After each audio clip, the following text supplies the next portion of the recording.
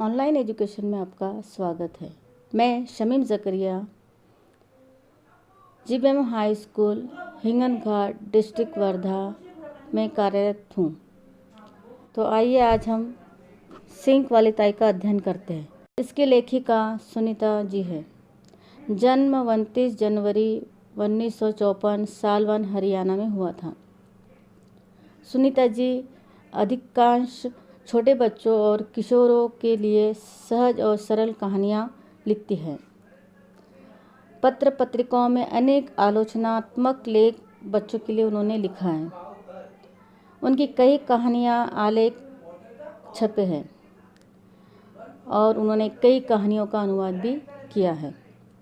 प्रस्तुत कहानी के माध्यम से लेखिका ने कठोरता में छुपी कोमलता, बच्चों के प्रति निर्मल वात्सल्यता और सहानुभूति की चाहत और अवगुणों व गुणों का परिवर्तन आदि स्थिति में बड़े सुंदर ढंग से दर्शाया। तो आइए सिंक वाली ताई पाठ का हम अध्ययन करते हैं। सारा गांव उन्हें कहता सिंक वाली ताई, बड़े भी छोटे भी सभी।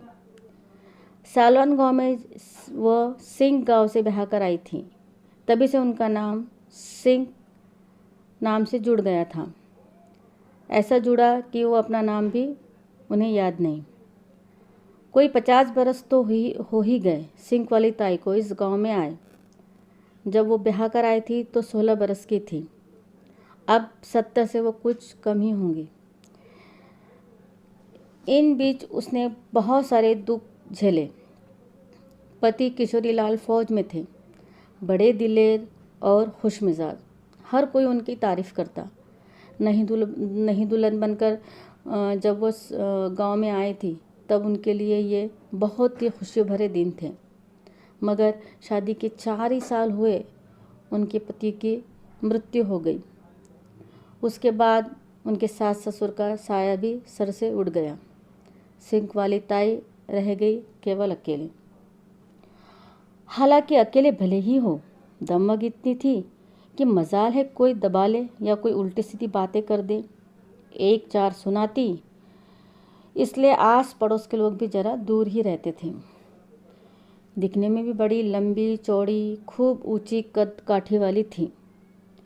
सिंक वाली का रंग सांवला पक्का रंग था। चेहरे पर ऐसा मर्दानापन कि कोई दूर से देख तो डर जाए। बोली भी ऐसी सख्त थी कि कड़वी 2-4 खरी खरी सुना दे तो रात भर नींद ना आए। सबसे ज़्यादा तो डरते थे गांव के बच्चे उनसे। जरा सी बात पर डांट पड़ती थी। कभी कभी तो सामने वाले मैदान में जरा सा भी शोर होता तो अपनी लाठी उठाकर फर्श पर टक टक करती। बच्चे दूर से ही भाग जाते।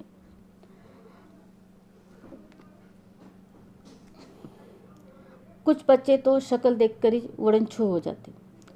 डर तो शुरू में नीना को भी लगता था। नीना ये दूसरी पात्र है। नीना को भी डर लगता था। नानी के कहने पर कभी कभी सिंक वाली ताई से लस्सी लेने चली जाती थी। सिंक वाली ताई कभी तो उसे बेबात घुड़क देना यानी डांट देती थी, तो कभी प्यार से बिठाकर बातें करने लगती। आ बैठ, तनिक मक्खन निकाल कर अभी लस्सी देती हूँ। नीना डरते डरते ताई के पास बैठ जाती और उन्हें मक्खन निकालते हुए देखती। बीच बीच में स्कूल की अपनी बातें छेड़ देती। सिंक वाले ताई को उसकी अच्छी बातें अच्छी लगती। पूछती, तुझे मक्खन अच्छा लगता है ना, ले खा, और कटोरी में ढेर सारा मक्खन निकाल कर दे देती। कभी कभी वो चूल्हे के पास बिठाकर बातें करती। कभी गरम गरम मक्की की रोटी में घी लगा कर देती। इस तरीके से नीना अंदर ही अंदर डरी डरी सी रहती। लगता बस अभी सिंक वाली ताई सुर बदलेंगी और कड़वे बोल सुनाएंगी और रोते रोते भाग जाना होगा। मगर आश्चर्य की बात है, सिंक वाली ताई ने कभी नाराज नहीं हुई नीना पर। कभी कभार रुका भले ही बोल दे, पर उसने उसे कभी डांटा नहीं था। सच तो यह है कि नीना उन्हें अच्छी लगने लगी। शायद इसलिए कि नीना भूली भाली बातें सिंक वाली ताई को कठोर दिल को पिघलाकर मुलायम मक्खन सा बना देती थीं। नीना उनसे कहती, ताई कहानी सुनाओ ना। सिंक वाली ताई चाहे अनचाहे शुरू हो जाती और फिर उन्हें भी रस आने लगता। सुनाती जाती और खुद भी हंसते दोहरी दोहरी हो जाती। उनकी कहानियाँ भी ऐसी ही मज़ेदार थी। उनकी कहानी होती पिद्दी पिद्दी की कहानी उनकी सबसे प्रिय कहानी थी।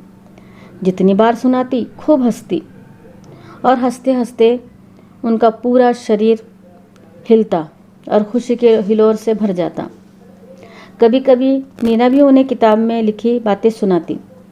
सुनकर सिंक वाली ताई खूब हैरान होती और बड़ा मासूम चेहरा बनाकर कहती, अच्छा ऐसा लिखा है तेरी किताब में, बता बेटी और क्या क्या लिखा है। यूँ थोड़े ही दिनों में नीना और सिंक वाली ताई की बहुत ही पक्की दोस्ती हो गई।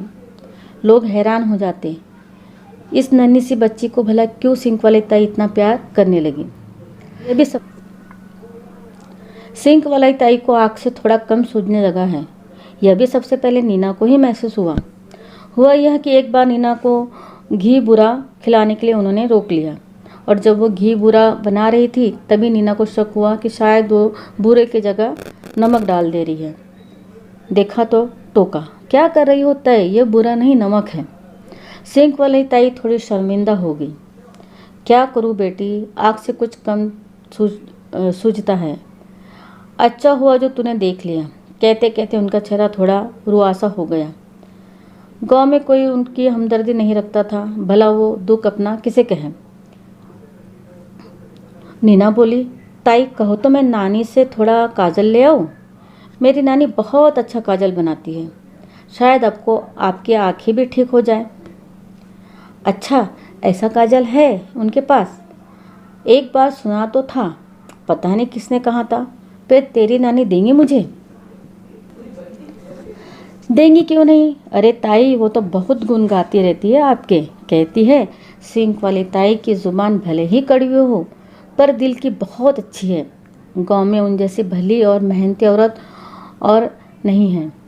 नीना उत्साह से कहा। अच्छा ऐसा कहती है तेरी नानी? ऐसा सच्ची कहाँ ताई? वो कहती कि हाँ ताई सच्ची कहाँ है नानी ने। कहकर उसी समय नीना दौड़ी दौड़ी गई और अपने घर से मांगकर काजल की डिबिया ले आई। सिंक वाली ताई ने सप्ताह 2 सप्ताह लगाया तो आँख की जलन तो ठीक हो गई, थोड़ी बहुत नज़र भी आने लगी, मगर आँखें पूरी तरह ठीक नहीं हुई। फिर तो नीना पर सिंक वाली ताई का प्यार थोड़ा बढ़ गया। वो नीना को अपने पास घंटों बिठाकर बातें करती, प्यार से खिलाती पिलाती। अगर कभी नीना उनके घर नहीं गई तो अपनी लाठी खटखटाते हुए उनके घर चले जाती और नीना को हाथ पकड़कर ले आती।